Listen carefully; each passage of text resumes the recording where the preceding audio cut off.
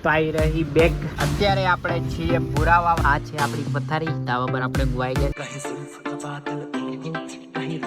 જય માતાજી મિત્રો તો મારા દોસ્ત ગજેન્દ્ર સોલંકી સ્વાગત કરું છું નવા વ્લોગમાં તો મારી હાલત તમે જોઈ શકો છો કે કેવી થઈ ગઈ છે આપણે પાઘડીમાં ગયા હતા અને વરસાદ એટલો ફાસ્ટ આવ્યો કાકા પલળી ગયા જેલો ચોમાસું આવી ગયું લાગે ઉનાળો પતી ગયો ને ચોમાસું આવી ગયું છે હવે તો બહુ વરસાદ પડે છે અત્યારે બી ચાલુ જ છે જો બતાવું અહીંયાથી एक मिनट ये देखो ये देखाय છે ને છાંટા ચાલુ જ છે વરસાદ અને આપણા વરસાદમાં જ આયા તો પલળી ગયા છે ને કટી બી કઈથી પલળીને આવ્યો ખબર નહીં જાણે કઈ પલળ્યો એ પલંગ પણ લીલો કઈ પડું હું ખરો હું તું તો फिर से पड़ेगा वारी हवाई जैसे गादलाओ ત્યાં તો આપણે પલળી ગયા છે હવે તમે લાઈક સબસ્ક્રાઇબ ને શેર કરો પાઘડીનો વિડીયો એટલે નહીં બનાવ્યો કેટલાક લગ્નના વ્લોગ બનાવવાના એટલે આપણે નહીં બનાવ્યો નવો વ્લોગ નવું કંઈક બતાવો શર્ટ તો બ્લુ છે કે બ્લેક કઈ ઓળખાણ જ નહીં પડતી કલર એનો જતો રહ્યો છે પલળ્યું એટલે પાછો કલર આવી જશે કાલ સુધીમાં તો આ ટ્રાફિક તમે જોઈ શકો છો છેક બ્રિજ ઉપરથી છેક ભુરાવા ચોકડી સુધી આમ ટ્રાફિક જામ છે તો હવે આ ટ્રાફિક જામ તો આમ જ રહેવાનું છે કેમ કે પહેલા બસ સ્ટેન્ડે થતું તો હવે ભુરાવો થાય છે કોઈ ફેર નથી પડ્યો દેખો તમે કેટલી લાંબી લાઈન લાગેલી છે છેક બ્રિજ ઉપર મને આઈ થિંક બસ સ્ટેન્ડથી છે તો આ ઓલા S1 Pro છે અને શું લખ્યું છે જો પેટ્રોલ ગયા તેલ લઈને સાચેમાં તેલ લઈને ગયા પેટ્રોલ ઈવી છે એટલે લખ્યું છે જબરજસ્ત કાંડી લોકો હોય છે જો જબરજસ્ત લોકો હોય છે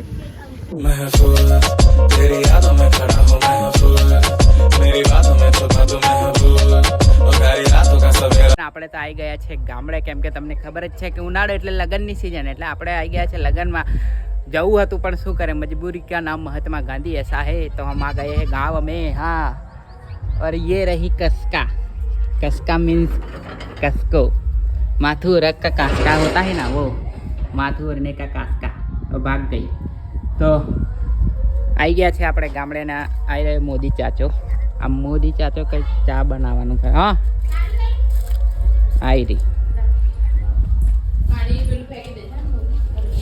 અને આ છોકરીએ મારી માસીને પાડી છે એક્ટિવા પરથી આ છોકરીએ અને હું ફેંકા મારું છે બોલ જાતે ફેંકા નહીં મારતો મને બહુ ગુસ્સો આવી ગયો તારી પર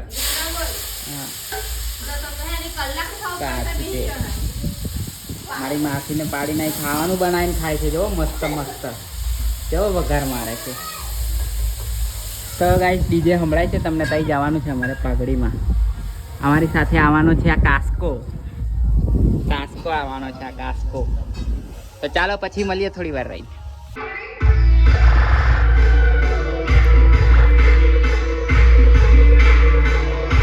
તો ગાઈસ આપણે બોલેરો પિકઅપ લઈને આવી ગયા છે દુકાનનું સામાન લેવા માટે અને આ છે આપણે હોલસેલ ભાવની દુકાન પણ આપણે બોલેરો પિકઅપ લઈને નહીં આવ્યા નાની ગાડી લઈને મજાક કરું છું ગાઈસ અત્યારે ટાઈમ થાય છે બપોરના 4 વાગ્યા છે અને આપણે જઈ રહ્યા છીએ ઝૂલેલાલ શોપ પર કેમ કે ત્યાં અત્યારે બેગની ઓફર આવી છે અત્યારે તો એમ વેકેશન છે પણ સસ્તામાં બેગ હોય તો આપણે લઈ લઈશું રૂહી માટે તો ત્યાં જઈએ છીએ હવે ત્યાં જઈને જ ખબર પડશે કે બેગની ઓફર છે કે નહીં અને બેગ છે તો કેવી છે એ ત્યાં જઈને બતાવું ચાલો શોપ પર આવી ગયા છે આપણે આવી કંઈક શોપ છે અને અહીંયા બધું દેખો તમે આખો ભંડારો જ મળી જશે બેગનો બોલનો પ્લાસ્ટિક દડાનો બધો દેખો નીકાળીએ છીએ હવે આપણે અને જોઈએ પછી બતાવું તમને કયા કયા મેં લીધા છે બેગ બે લઈ લો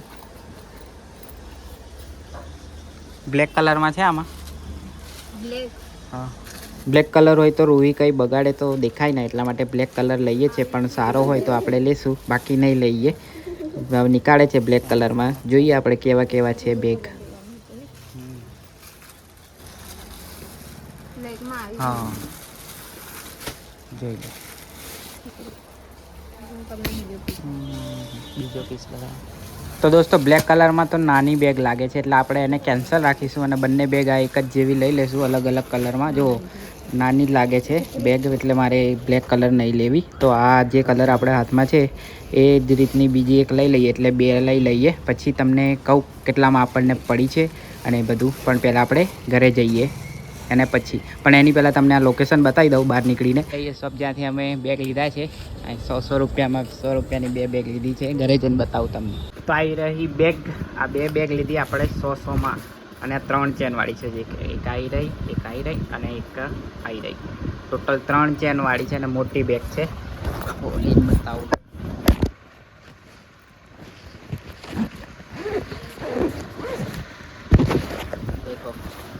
લેપટોપ બેગ જ છે, લેપટોપ આવી જાય આરામથી આની અંદર. જો તો બહુ સસ્તી પડી એટલે લઈ લીધી આપણી. બાકી ઓફર છે, તમારે લેવું હોય તો લઈ શકો છો. ઝૂલેલાલ શોપ તમે બતાવી દીધી, ત્યાં જઈને પૂછી લો. પારસ ફર્નિચરથી આગળ જશો એટલે ખાચો અંદર જાય છે જમણી સાઈડ, ત્યાંથી મળી જશે. લઈ લેજો. લેવી હોય તો ઓફર કેટલા દિવસ ચાલવાની છે એ તો મને નહીં ખબર. બાકી તમે 2-3 દિવસ સુધી જશો તો મળી જશે.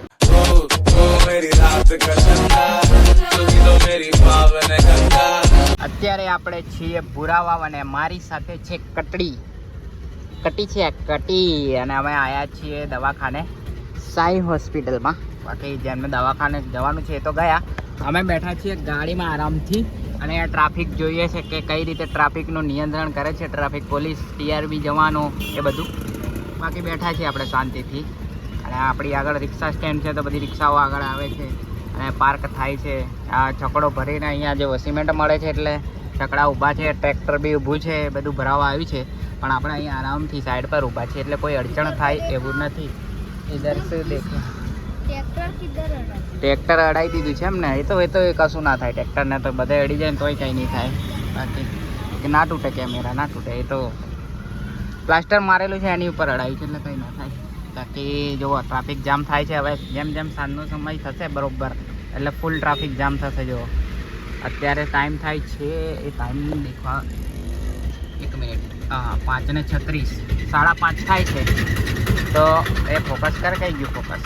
હા ફોકસ. આ જુઓ થઈ ગયા ને 2 જણ. જુઓ હવે ત્યાંથી બી વાનવાળો જાય છે, અહીંયાથી બી ગાડીઓ જાય છે એટલે કોઈને ઊભું નથી રહેવું 2-5 મિનિટ. 2-5 મિનિટ, હા બસ. એના માટે ટ્રાફિક જામે. સામે જો સામે ટ્રાફિક નિયંત્રણ ચાલુ છે. તો બાકી અહીંયાથી આવે આપણે દવાખાનામાંથી એટલે નીકળીએ ઘરે જ જઈએ, પછી મળીએ તમને. આ છે આપણી પથારી, ધાબા પર આપણે ઊંઘવાઈ ગયા છે ને આપણે ચાર્જિંગની વ્યવસ્થા આવી રહી. તો કરી દઈએ આ વ્લોગને અહીંયા સમાપ્ત. આવી હોપ તમને વ્લોગ ગમે છે. વ્લોગ ગમે તો લાઈક, શેર અને ચેનલ પર આવો તો સબસ્ક્રાઈબ જરૂરથી કરજો. ફરી મળીશું નવા વ્લોગ સાથે. ત્યાં સુધી જય માતાજી, જય શ્રી કૃષ્ણ.